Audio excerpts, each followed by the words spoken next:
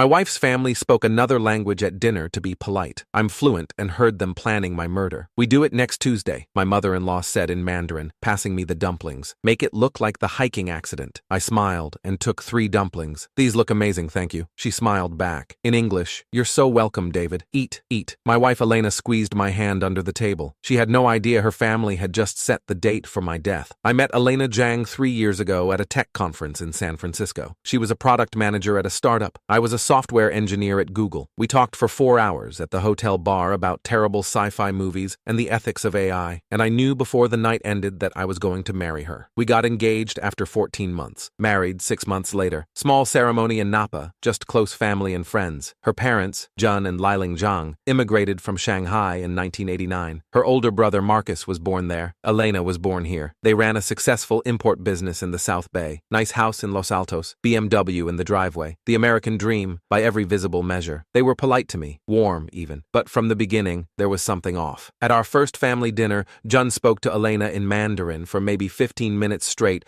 while I sat there eating mushu pork and smiling like an idiot. When Elena finally responded in English, "Dad, David's here. Can we just speak English?" He waved dismissively. "We're just discussing business." Boring for him. Elena looked embarrassed. "It's rude. He doesn't mind. Do you mind, David?" "Of course not," I lied. That became the pattern. Family dinners every other Sunday. 2 hours of Mandarin conversation punctuated by occasional English translations that were clearly sanitized versions of what was actually being said. I'd smile, nod, eat my food, compliment Liling's cooking. I told myself it didn't matter. Elena loved me. That was enough. Except it did matter, because after 8 months of these dinners, I started noticing things. The way Jun would glance at me when he thought I wasn't looking. Not friendly curiosity, but assessment. Like I was livestock he was evaluating. The way Liling's smile never reached her eyes when she spoke to me. The way Marcus, who worked in his parents' business and still lived at home at age 34, would sometimes just stare at me across the table with this flat, unreadable expression. And the conversations. Always in Mandarin. Always stopping abruptly when I looked up from my plate. Elena insisted it wasn't about me. They're just more comfortable in Chinese. It's not personal. But it felt personal. Here's what Elena didn't know. I'm fluent in Mandarin. Not conversational fluent. Native fluent. I spent 4 years in Beijing doing my master's in computer science at Tsinghua University. Lived with a host family. Dated a local girl for 2 years. Worked at Baidu for 18 months after graduation before moving back to the States. My Mandarin is better than my Spanish, and I grew up in San Diego speaking Spanish with my grandmother. I never told Elena because it never came up. We spoke English. Her Mandarin was decent but limited. She'd grown up in the States, went to American schools, and mostly used it with her parents. She never asked if I spoke it, and I never volunteered. By the time I realized her family was using Mandarin as a shield to exclude me, I also realized that telling them I understood would make things worse. They'd just switch to another dialect, Shanghainese maybe, which I didn't speak, or stop talking altogether. So I kept quiet, and I listened. The first concerning thing I heard was at dinner in March, 6 months after the wedding. Jun was talking about the business, something about a shipment that had been delayed. Then he said in Mandarin, "We'll need to adjust the timeline. The insurance needs to be in place first." Marcus responded, "How long?" 3 months, 4 at most. "And if he becomes a problem before then?" Jun glanced at me. I was cutting my beef with black bean sauce, oblivious. "He won't," Jun said. "Elena keeps him manageable." I kept chewing. Manageable. I told myself I was paranoid, that I was misunderstanding context, that manageable could mean anything. Maybe they thought I was high maintenance or that I demanded too much of Elena's time, but my hands were shaking under the table. The second concerning thing was in May. We were at the house for Elena's birthday. There was a cake, presents. Liling made Elena's favorite, lion's head meatballs. Everything felt normal. Then,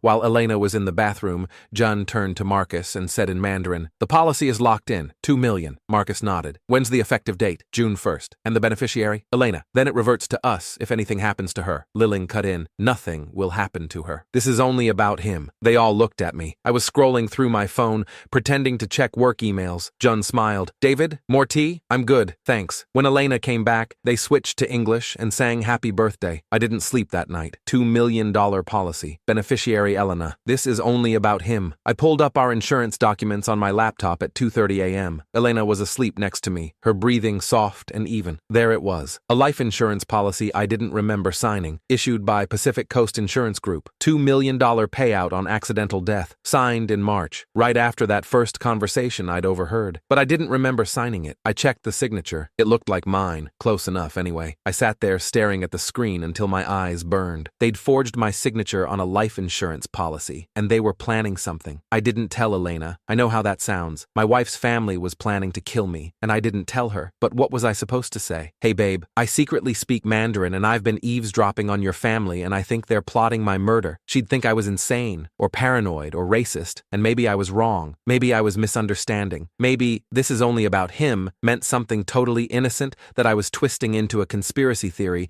because I'd never felt fully accepted by her family. So I decided to gather evidence first. I started recording the dinners. I bought a small digital voice recorder, a Sony ICD PX470, $60 on Amazon, and clipped it inside my jacket pocket. It had 16 hours of battery life, more than enough. The first recording was from a dinner in mid-June. Jun and Marcus talked about business for 40 minutes, shipping schedules, customs paperwork, boring logistics. Then Liling said, "Have you made the arrangements?" Jun, "Yes. The trail is remote enough. No witnesses." Marcus, "What about Elena?" Jun, "She stays home. We'll say it's a father-son outing. Bonding." Liling, "And the ranger? You trust him?" Jun, "He's been paid. He'll confirm whatever we need." Marcus, "When?" Jun, "After the 4th of July. Give it a few weeks so it doesn't seem rushed." I dropped my fork. It clattered against my plate. Everyone looked at me. "Sorry," I said. "Slipped." Elena laughed. "Smooth, babe." I picked up the fork with a hand that wouldn't stop shaking. I listened to that recording 17 times. The trail is remote enough. No witnesses. They were planning a hiking accident, somewhere isolated, with a ranger on their payroll who'd confirm whatever story they invented, and they were planning it for after the 4th of July. It was June 20th. I had maybe 3 weeks. I went to the police, Mountain View Police Department, asked to speak to a detective. Got Detective Rachel Brennan, 12 years with the department, specialized in fraud and financial crimes. I told her everything. She listened, took notes, asked clarifying questions. Then she said, "Do you have proof?" "I have recordings." "Of conversations in Mandarin?" "Yes." "And you're the only one who understands what they're saying?" "Yes." She leaned back. "Mr. Torres, I'm not saying I don't believe you, but what you're describing is a conspiracy to commit murder. That's an extraordinary claim. The DA would need extraordinary evidence. Recordings in a foreign language that only you can translate. That's not enough. Defense would argue you mistranslated, took things out of context, fabricated the whole thing. So what am I supposed to do? Get corroborating evidence, documents, witnesses, something that proves intent beyond your interpretation of overheard conversations. And if they kill me before I can get that evidence? She didn't have an answer. I hired a private investigator. His name was Ken Ochoa, former cop, 26 years with San Jose PD, now running his own firm. He specialized in domestic investigations, infidelity, fraud, asset searches. I told him everything, played him the recordings. He listened without interrupting. "Can you translate these professionally?" he asked. "Get a certified translator to verify what you're hearing?" "Yes." "Do it. I'll dig into the family finances, see if there's anything unusual. Payments to this ranger, the insurance policy,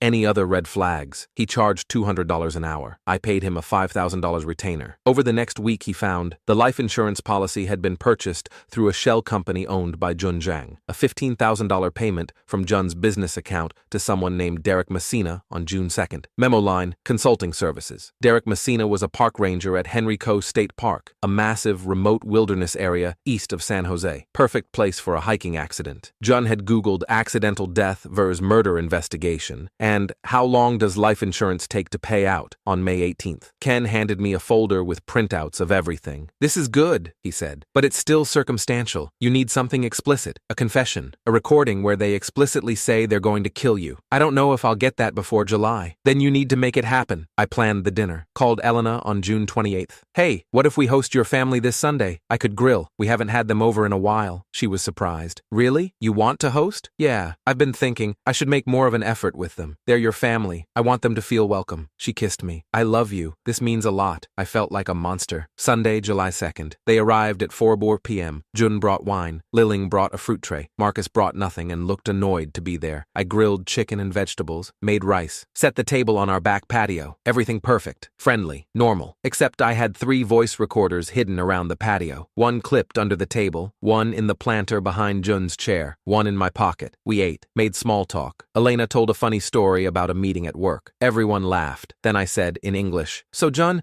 I was thinking, you mentioned wanting to take me hiking sometime. Maybe we could do that soon? I'd love to see some of the trails you like." Jun's expression didn't change. "Yes, we should. How about next week? I have Thursday off." He glanced at Marcus, then back to me. "Next week is busy. Maybe later in the month." "Oh, sure. Whenever works." The conversation moved on. But later, when Elena went inside to get dessert, Jun leaned over to Marcus and said in Mandarin, "He's pushing." "Why is he pushing?" Marcus shrugged. "Doesn't matter. We go Tuesday regardless. And if he doesn't come, then we adjust. But he'll come. Elena will make hike him. Liling added, the ranger is confirmed for Tuesday at 8 a.m., Trailhead B. Make sure you're not late. Jun nodded. Then Elena came back out with the cake, and they started singing Happy Birthday to America or some bullshit, and I sat there with my heart trying to break through my ribs. Tuesday, 8 a.m., Trailhead B. They'd just given me everything I needed. I went back to Detective Brennan Monday morning, walked into the station with the recordings, the professional translations, Ken's investigation file, and a printout of Derek Messina's employment records showing he was scheduled to work Trailhead B on Tuesday morning. She listened to the recordings, read the translations, reviewed the evidence. Then she made a phone call. An hour later, I was sitting in a conference room with her, 2 other detectives, and an assistant district attorney named Lauren Park. Lauren was 38, sharp-eyed, and didn't waste time on pleasantries. This is enough for a wire, she said. We can get a warrant, have you wear a recording device Tuesday morning, and catch them in the act, or attempting to. You want me to actually go hiking with them? We'll have officers in the park, plain clothes, hikers. You won't be in danger. How can you guarantee that? We can't, she said flatly, but we can get close enough to intervene within 30 seconds of any threatening action. And if they do something actionable, assault, attempted murder, we have them on multiple felonies. Detective Brennan added, we'll also arrest Derek Messina before you arrive. He won't be there. That might spook them, might make them abort. Either way, you're safer. I thought about Elena, about how this was going to destroy her. Do it, I said. Tuesday, July 4th, 6:47 a.m. I was wearing a wire, a tiny microphone clipped inside my shirt, a transmitter taped to my lower back, and a GPS tracker in my shoe. I looked like I was going hiking, boots, cargo pants, a moisture-wicking shirt, a backpack with water and snacks. Elena was still asleep. I'd told her I was going for an early hike with her dad and Marcus. She'd smiled and kissed me and said, have fun, be safe. I left her a note on the kitchen counter. If you're reading this, I'm sorry. John picked me up at 7:15 a.m. Marcus was in the back seat. No one spoke. Classic rock played quietly on the radio. We drove east on Highway 101, then cut inland toward Henry Coe State Park. The roads got narrower, the houses spread farther apart, the trees thickened. At 7:58 a.m., we pulled into the parking lot at Trailhead B. There were 3 other cars there, hikers. Except they weren't hikers, they were cops. I recognized Detective Brennan in a baseball cap and sunglasses, leaning against a Subaru and drinking coffee. Jun parked. We got out. Where's the ranger? Marcus asked in Mandarin. Jun frowned. He should be here. Call him. Jun pulled out his phone, dialed, waited. No answer. Weird, he muttered. Forget it, Marcus said. We don't need him. They looked at me. I smiled. This is beautiful. I've never been here. Very remote, Jun said in English. Good place to clear your mind. We started hiking. The trail climbed steeply for the first mile. Narrow switchbacks through scrub oak and manzanita. The sun was already hot. I could feel sweat soaking through my shirt, partly from exertion, partly from fear. Jun and Marcus stayed close. Too close. One in front, one behind, flanking me. At one point, Marcus said in Mandarin, how far? Jun, another half mile. There's a cliff. My stomach dropped. We kept walking. The trail leveled out. We crossed a ridge. Below us, a steep drop, maybe 80 feet down to a dry creek bed. Jun stopped. Let's take a break, he said in English. Enjoy the view. I walked to the edge and looked down. Rocks. Hard earth. No way you'd survive a fall from here. I turned around. Marcus was holding a knife. Not a big knife. A folding knife. Maybe 4 inches. But enough. You know, Jun said, still in English. You've been a disappointment, David. I don't understand. You're weak. Passive. Not what Elena needs. Not what our family needs. I love her. Love isn't enough. He switched to Mandarin. You were supposed to make her happy, give us grandchildren, stay out of the way. But you've been a burden, expensive, inconvenient. And now, with the policy in place, you're more valuable dead than alive, Marcus finished. I raised my hands. Please, we can talk about this. Jun laughed. Talk. We're done talking. Marcus moved toward me. And that's when Detective Brennan stepped out from behind a boulder 20 feet away, gun drawn. Police! Drop the knife! Hands in the air! 2 more officers appeared from the trail behind us. Another 2 from the brush to the left. Marcus froze. Dropped the knife. Jun's face went white. Jun Zhang, Marcus Zhang, you're under arrest for conspiracy to commit murder and attempted murder, Brennan said. You have the right to remain. Jun turned and ran. Made it maybe 15 feet before an officer tackled him. They handcuffed both of them on the trail, read them their rights, walked them back down to the parking lot while I stood there shaking, trying not to vomit. Detective Brennan put a hand on my shoulder. You okay? No, you did good. We got everything. Audio, visual, witnesses. This is airtight. What about Derek Messina? Arrested at 6 a.m. at his house. He's already talking. Gave up everything. The payment, the plan, how he was supposed to confirm it was an accident. I sat down on a rock. What happens now? They'll be arraigned tomorrow. DA will push for no bail given the flight risk. You'll need to testify at trial. But with this evidence, they're going away for a long time. And Elena? Brennan hesitated. That's not my department. I called Elena from the parking lot. She didn't answer. I tried again. No answer. I drove home. She was in the living room, still in her pajamas, staring at the TV. The news was on. Local station. Breaking story. 2 men woman arrested in alleged murder-for-hire plot. Victim, their own son-in-law. She looked at me. Her eyes were red. Is it true? She whispered. I nodded. She started crying. I wanted to hold her, wanted to tell her it wasn't her fault, wanted to say we'd get through this, but I didn't move,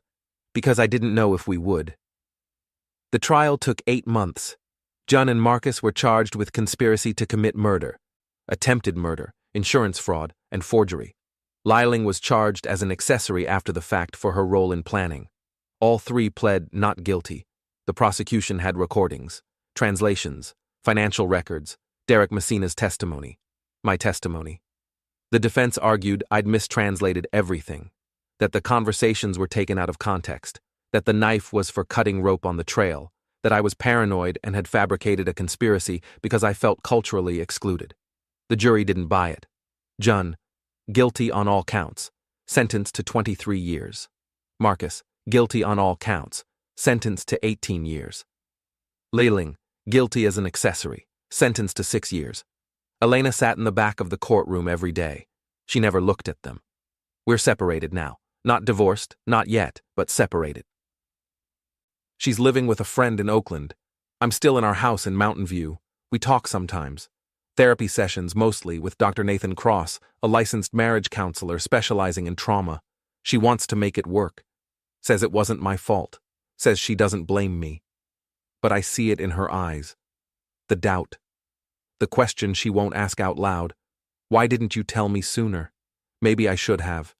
Maybe if I'd told her the first time I heard something suspicious, we could have handled it differently. Maybe her family would have backed off. Maybe no one would have gone to prison. Or maybe they would have just killed me faster. I don't know. What I do know, I can't unhear those conversations. Can't unsee Marcus holding that knife. Can't forget that the people who raised Elena, who she loved and trusted, decided I was worth more dead than alive. And I can't forgive myself for letting her love me into a family that wanted me gone. It's been 11 months. June's appeals were denied. Marcus is in San Quentin. Liling's at a minimum security facility in Northern California. Elena visits her mother once a month. I don't ask how it goes. I changed jobs, moved to a new apartment in San Jose, started seeing Dr. Amy Liu, a trauma therapist, twice a week. I don't speak Mandarin anymore, can't. Every time I hear it, in a restaurant, on the street, in a movie, I'm back on that trail with a knife in my peripheral vision and nowhere to run. Elena says she wants to try again, start over, go to couples therapy, maybe move somewhere new, somewhere without ghosts. I told her I'd think about it, but here's the truth. I don't know if I can. Because every time I look at her, I see her father's face. Hear her mother's voice planning my death over dumplings, feel her brother's presence behind me on that trail. And I know that none of it was her fault. But I can't stop wondering, if I died that day, would she have believed it was an accident? Would she have mourned me, collected the $2 million and moved on? Or would some part of her have known? I'll never have that answer. And that might be the worst part of all. If you made it this far, thank you. And if your gut is telling you something's wrong, even when everyone says you're paranoid, trust it. Because sometimes the people smiling at you across the table are counting down the days until you're gone.